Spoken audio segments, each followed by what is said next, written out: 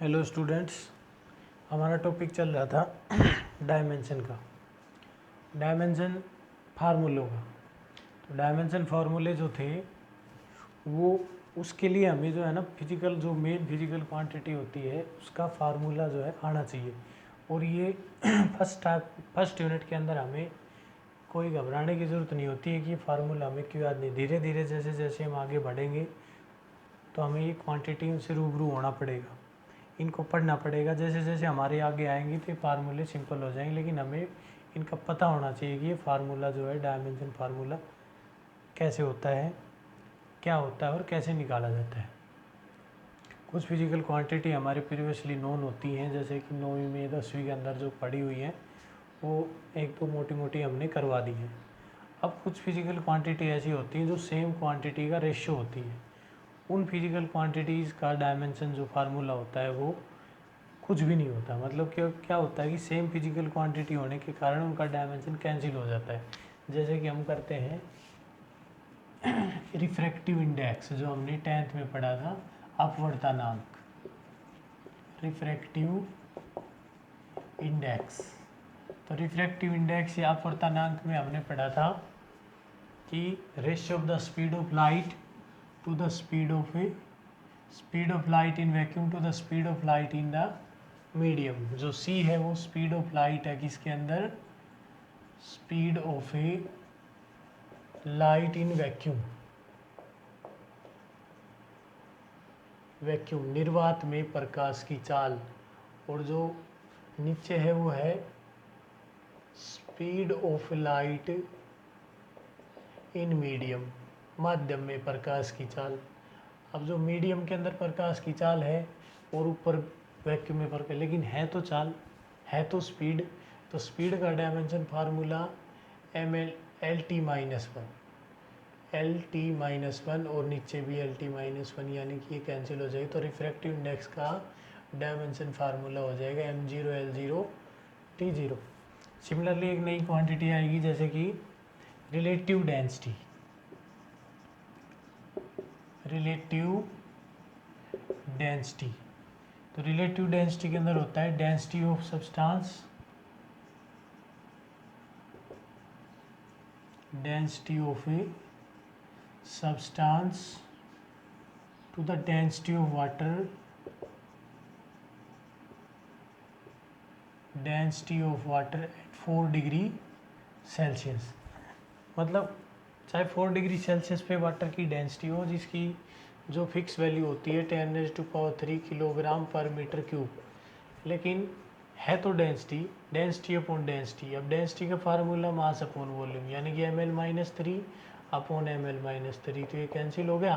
तो इसका मतलब इसका डायमेंशन भी क्या हो गया, m0 L0 t0। Similarly strain, strain होता है स्ट्रेन, ये आएगा हमारे पास इलास्टिक वाले पार्ट में।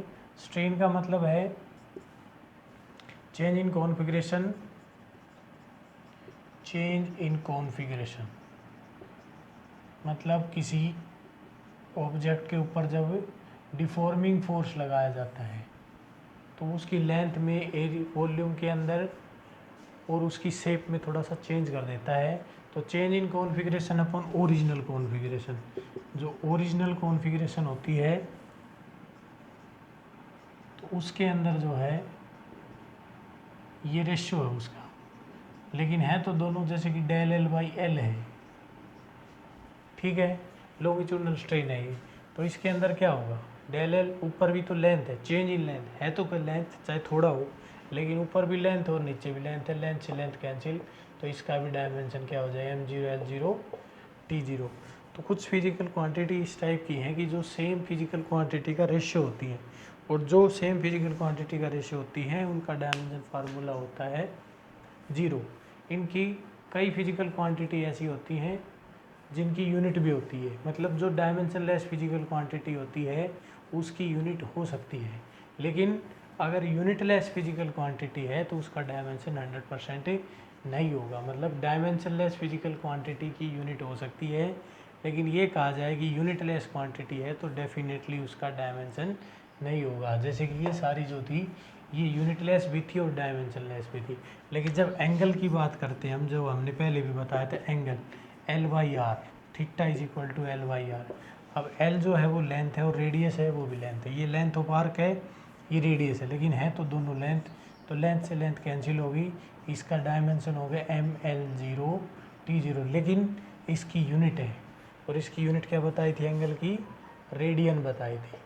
सिमिलरली स्टेडियन बताया था सॉलिड एंगल, उसके अंदर भी जो है डायमेंशन फार्मूला 0 है, लेकिन उसकी यूनिट है। तो यूनिटलेस क्वांटिटी में have dimension, unitless quantity does not have dimension, but dimensionless quantity में हैव यूनिट, वो उसके पास यूनिट हो सकती है।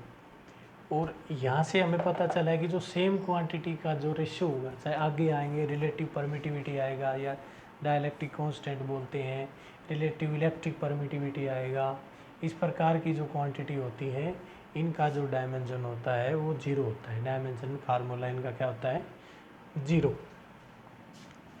और जो कई ऐसे कांस्टेंट होते हैं, जैसे ग्रेविटेशनल कांस्टेंट होता है, वैसे तो हमने बताया था कि 1 2 3 ये जो है ये कांस्टेंट वैल्यू है, और ये कांस्टेंट है तो साथ के साथ इनका डायमेंशन भी नहीं है। लेकिन जब बात करते हैं ग्रेविटेशनल कांस्टेंट की, तो ग्रेविटेशनल कांस्टेंट जो होता है उसका डायमेंशन होता है वैल्यू, चाहे उसकी फिक्स हो, ग्रेविटेशनल कांस्टेंट। अब ग्रेविटेशनल कांस्टेंट जो है उसका डायमेंशन फार्मूला निकालने के लिए हम क्या करते हैं?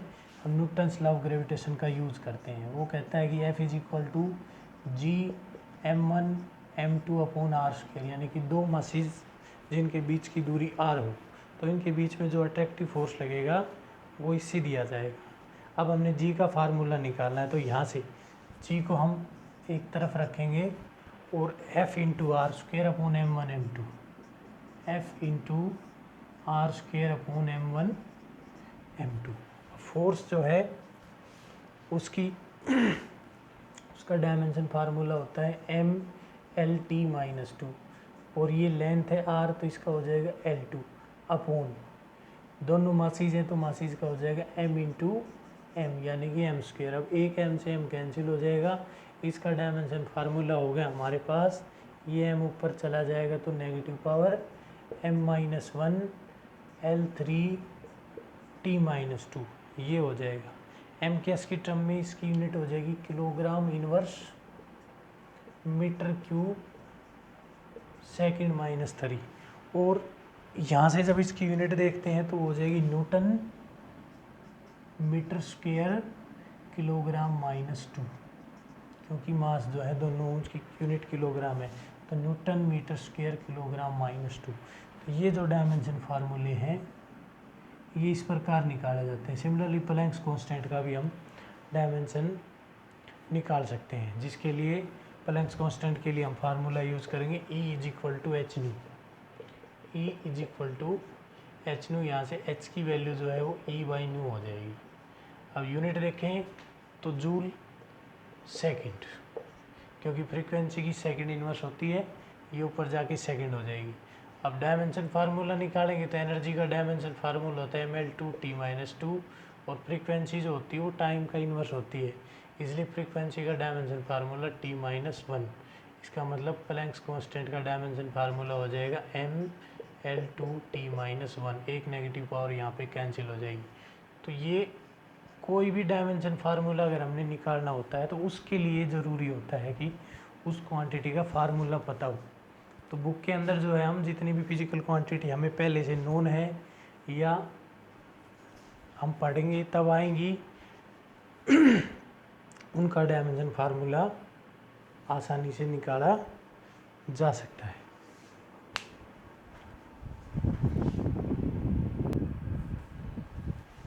अब कुछ फिजिकल क्वांटिटी जिनका डायमेंशन फार्मूला निकालने के लिए जैसे एक स्पेशल टर्म होती है, जैसे ग्रेडियंट दे दिया।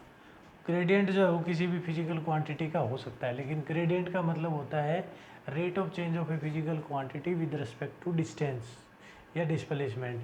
मतलब हम किसी फिजिकल क्वांटिटी को लेंथ के रिस्पेक्ट में, डिस्टेंस के रिस्पेक्ट में अगर चेंज करते हैं तो उसकी क्या वैल्यू होती है। तो जो rate of change of physical quantity with respect to distance होता है उसको ग्रेडियंट कहा जाता है।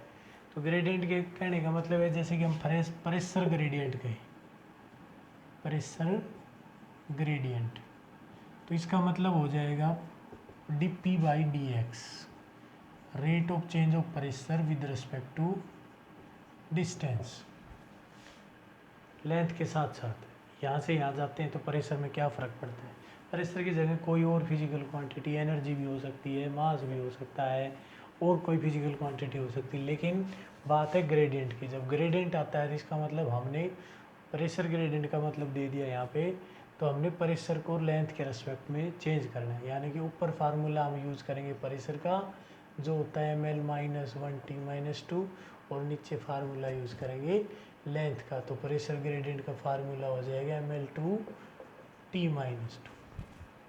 ये प्रेशर का ग्रेडियंट प्रेशर ग्रेडियंट होगा।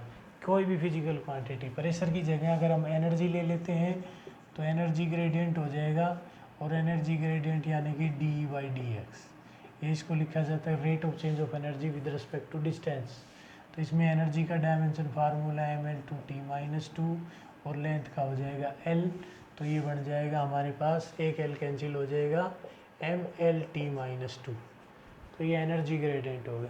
Similarly rate of change of rate भी आ सकता है, अगर टाइम सिंपल रेट का है, rate only rate of change of pressure, तो with respect to time rate of change of, जैसे कि rate of change of distance जिसको बोलेंगे हम स्पीड, तो उसमें टाइम आता है, यानी कि ds/dt या ∂S/∂t, लेकिन ऊपर डिस्टेंस है नीचे टाइम है, तो ये बन गया हमारे पास LT-1। और स्पेशल कह दिया जाए कि rate of change of energy या rate of change of pressure with respect to distance, तो उसमें टाइम की जगह हमने डिस्टेंस लेना पड़ेगा, मतलब ग्रेडियंट वाला सिस्टम हो जाएगा। सिंपली डेंसिटी, फिजिकल क्वांटिटी में अगर सिंपली डेंसिटी यूज होता है तो डेंसिटी का मतलब है कोई भी फिजिकल क्वांटिटी, जैसे एनर्जी डेंसिटी कह दे तो इसका मतलब होता है एनर्जी, सिंपली डेंसिटी कहा जाए तो नीचे वॉल्यूम आता है, वॉल्यूम। अगर कह दिया जाए एनर्जी डेंसिटी, एनर्जी डेंसिटी, तो उसमें बात आएगी एनर्जी अपॉन वॉल्यूम, इसका मतलब है एनर्जी अपॉन वॉल्यूम। अब एनर्जी जो है उसका डायमेंशन फार्मूला ml/T-2 और वॉल्यूम का हो जाएगा L3, तो यहाँ पे हो जाएगा ml-1T-2, तो एनर्जी डेंसिटी जो है इस टाइप का डायमेंशन फार्मूला एनर्जी डेंसिटी का होगा।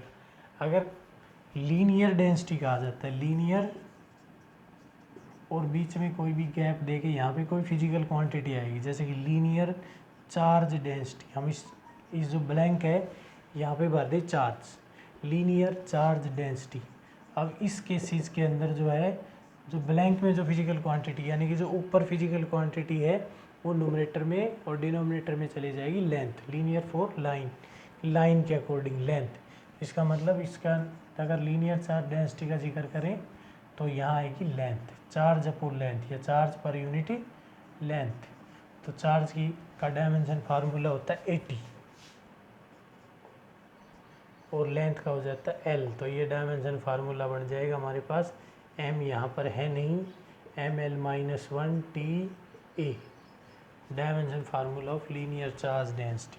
यानी कि लीनियर अगर लिख रखा है तो सेम, सरफेस डेंसिटी अगर लिखा जाता है तो सरफेस और ब्लैंक और फिर डेंसिटी, तो इसका मतलब जो फिजिकल कोई भी फिजिकल क्वांटिटी इस ब्लैंक स्पेस में आती है उसका rate of change of with area, यानी कि जैसे यहीं पर हम सिमिलर क्वांटिटी चार्ज ही भर देते हैं तो इसका मतलब हो जाएगा charge upon area, charge upon area. Charge जो है उसका डायमेंशन 80 हो गया और एरिया का होता है L², तो यहाँ पे मास नहीं था, m0L-2TA। इस प्रकार इसी तरह वॉल्यूम, ये सिंपल डेंसिटी था और यहाँ पे हम लिखे वॉल्यूम, वॉल्यूम के रेस्पेक्ट में वॉल्यूम और फिर डेंसिटी। इसका मतलब हो जाएगा कि जो फिजिकल क्वांटिटी, जैसे वॉल्यूम चार्ज डेंसिटी लिखते हैं यहीं पे चार्ज से समझा देते हैं, तो ऊपर आ जाएगा charge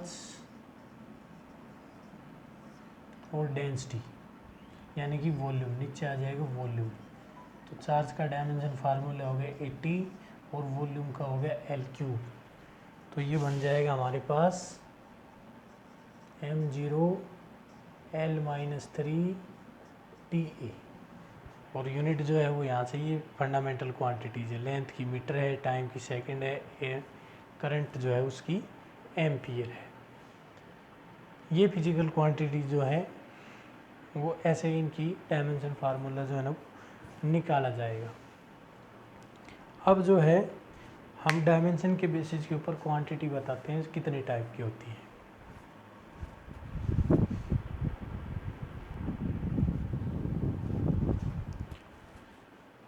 constant variable according to numerical value या उनकी जो वैल्यू होती है फिजिकल क्वांटिटीज़ की जो है वैल्यू के अकॉर्डिंग जो है उसको कांस्टेंट और वेरिएबल की टर्म में रखा जाता है। कांस्टेंट का मतलब होता है कि जिनकी वैल्यू फिक्स रहे, चेंज ना हो। जैसे कि ये जो डिजिट होती हैं 1 2 3 ये नंबर होते हैं, इनकी फिक्स वैल्यू होती है। या ग्रेविटेशनल कांस्टेंट जी की वैल्यू होती है 6.7 इंटू 10⁻⁻11। या प्लैंक्स कांस्टेंट 6.6 इंटू 10⁻⁻34। अब ये जो वैल्यू है ये कांस्टेंट है। वेरिएबल का मतलब होता है इसकी वैल्यू चेंज हो जाए। जैसे कि प्रॉब्लम टू प्रॉब्लम, किसी प्रॉब्लम में फोर्स की वैल्यू 10 न्यूटन आती है, किसी के अंदर फोर्स की वैल्यू 10⁻5 न्यूटन आ जाती है, तो किसी प्रॉब्लम के अंदर फोर्स की वैल्यू जो है वो 0.5 न्यूटन आ जाती है। ये वेरिएबल वैल्यू है। प्रॉब्लम टू जो फोर्स फिजिकल क्वांटिटी है उसकी वैल्यू जो है वो चेंज होती रहती है। प्रॉब्लम टू प्रॉब्लम डिस्टेंस की वैल्यू, एनर्जी की वैल्यू, ज़रूरी नहीं है फोर्स ही, एनर्जी भी हो सकता है, यहाँ पर प्रेशर भी हो सकता है, रिफ्रैक्टिव इंडेक्स भी हो सकता है। लेकिन ये जो फिजिकल क्वांटिटीज़ हैं इनकी value with respect to problem, area भी हो सकता है, चेंज होती रहती है। तो अगर विद रिस्पेक्ट टू प्रॉब्लम इनकी वैल्यू अगर चेंज होती है तो इनको कहेंगे हम वेरिएबल। और जिन फिजिकल क्वांटिटी की वैल्यू चेंज नहीं होती है या जो वैल्यू चेंज नहीं होती उसको कहा जाता है कांस्टेंट। जैसे किसी प्रॉब्लम में एक्स की वैल्यू है, अज्यूम करते हैं मैथमेटिक्स के क्वेश्चन में, फिजिक्स में भी आता है, यहाँ पे जब एक्स लेते हैं तो एक्स का मान किसी में कुछ आता है, किसी में कुछ आता है, तो यहाँ पे एक्स को वेरिएबल माना जाएगा। लेकिन जैसे 1 2 3 है या ये जो कांस्टेंट है हमारे पास, इनकी वैल्यू फिक्स है तो ये कांस्टेंट वैल्यू कहा जाती है। तो कांस्टेंट और वेरिएबल को जो है डायमेंशन के आधार पर फिर हम दो हिस्सों में डायमेंशन के अकॉर्डिंग फिजिकल क्वांटिटी होती है। जिन फिजिकल क्वांटिटी का डायमेंशन होता है उनको डायमेंशनल कहा जाता है और जिनका नहीं होता वो डायमेंशन लेस होती है। अब डायमेंशन और डायमेंशन लेस को कांस्टेंट और वेरिएबल के साथ जोड़ देंगे तो हमारे पास 4 तरह की फिजिकल क्वांटिटी हो जाएंगी। Dimensional constant, dimensionless constant, dimensional variable और dimensionless variable. Dimensional constant का मतलब है कि वो फिजिकल क्वांटिटी जिनकी वैल्यू फिक्स हो और डायमेंशन भी हो। जैसे कि ग्रेविटेशनल कांस्टेंट, तो ग्रेविटेशनल कांस्टेंट की वैल्यू थी 6.7 इंटू 10⁻⁻11 और इसका जो डायमेंशन था वो आया था हमारे पास m-1 और ml/t-2 L3 और t-2। ये डायमेंशन फार्मूला आया था m-1 L3 t-2। ये डायमेंशनल कांस्टेंट है। प्लैंक्स कांस्टेंट की जब हम बात करते हैं तो प्लैंक्स कांस्टेंट का डायमेंशन फार्मूला, इसकी जो वैल्यू होती है वो होती है 6.6 इंटू 10⁻34 और इसका जो डायमेंशन था वो आया था हमारे पास ml2 और उसमें टाइम का -1 था t-1। मतलब कहने का ये इसका डायमेंशन है, ये इसकी वैल्यू है, ये कांस्टेंट है। तो ये होगा डायमेंशनल कांस्टेंट, जिनका डायमेंशन भी है और जिनका डायमेंशन फार्मूला के साथ साथ वैल्यू इसकी जो कांस्टेंट है, तो dimension constant. Dimensionless constant, जिन फिजिकल क्वांटिटीज़ का डायमेंशन ना हो और वैल्यू फिक्स हो, तो उसके अंदर आता है भाई हमारे पास जैसे कि रिलेटिव डेंसिटी ऑफ वाट, वो है डेंसिटी ऑफ वाट नहीं, डायमेंशन लेस कांस्टेंट के अंदर जिसका डायमेंशन ना हो और उसकी वैल्यू फिक्स हो, तो जैसे कि नंबर्स आ जाएंगे इसके अंदर, ये जितने भी नंबर्स हैं जैसे कि 1 2 3, ये डायमेंशन लेस कांस्टेंट है, वैल्यू फिक्स है लेकिन इनका डायमेंशन नहीं है। अब बात करते हैं डायमेंशनल वेरिएबल। डायमेंशनल वेरिएबल इसके अंदर बहुत ज़्यादा फिजिकल क्वांटिटी आती है, जैसे कि एनर्जी आती है। एनर्जी की value problem to problem change होती रहती है, और डायमेंशन फार्मूला हो जाएगा ml2t-2। इसी से वर्क भी होता है, वर्क की वैल्यू भी प्रॉब्लम टू प्रॉब्लम अलग अलग आती है, डायमेंशन इसका फिक्स यही रहेगा।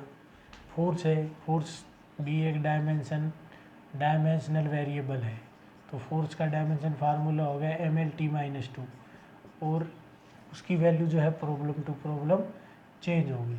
तो ये है डायमेंशनल। एरिया लगा लेंगे, एरिया का डायमेंशन m0 L2T0। और इसी तरह सरफेस टेंशन है या करंट है, कई फिजिकल, बहुत ज़्यादा फिजिकल क्वांटिटी ऐसी होती हैं जिनका डायमेंशन होता है और वैल्यू चेंज होती रहती है problem to problem. Dimensionless variable का मतलब है कि यहाँ पर डायमेंशन नहीं होगा और वैल्यू चेंज होती रहेगी। तो सबसे पहला एग्जांपल लेते हैं एंगल का। एंगल जो है उसका डायमेंशन नहीं होता है और उसकी वैल्यू जो है वो चेंज होती रहती है। किसी प्रॉब्लम के अंदर 60 डिग्री आती है, तो किसी में 30 डिग्री आती है, किसी में 45 डिग्री है। ऐसे एंगल की वैल्यू कुछ भी आ सकती है, लेकिन इसका डायमेंशन नहीं होता है। मतलब इसका डायमेंशन होता है m0 L0 T0, क्योंकि इसका फार्मूला होता है L/R।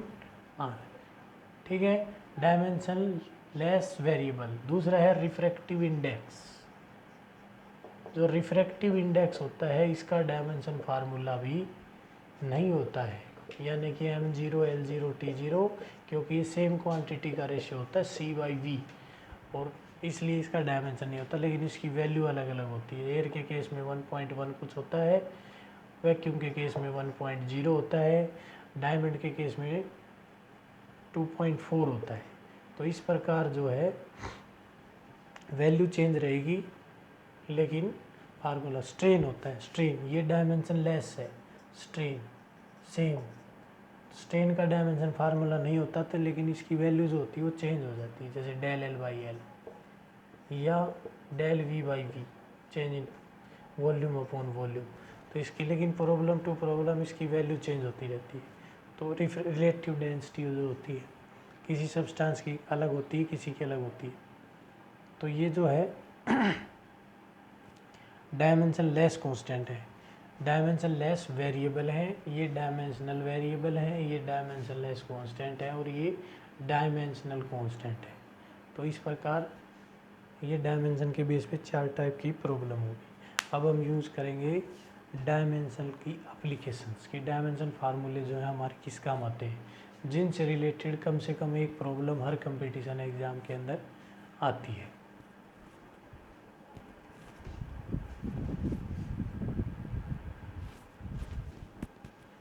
तो डायमेंशन लेस कांस्टेंट के अंदर जो है, डायमेंशन लेस कांस्टेंट में कुछ वैल्यू जो है ना पाई की भी यूज़ हो जाती है। पाई और ई एक्सपोनेंशियल की जो वैल्यू होती है वो भी कांस्टेंट होती है, और इनका कोई डायमेंशन नहीं होता।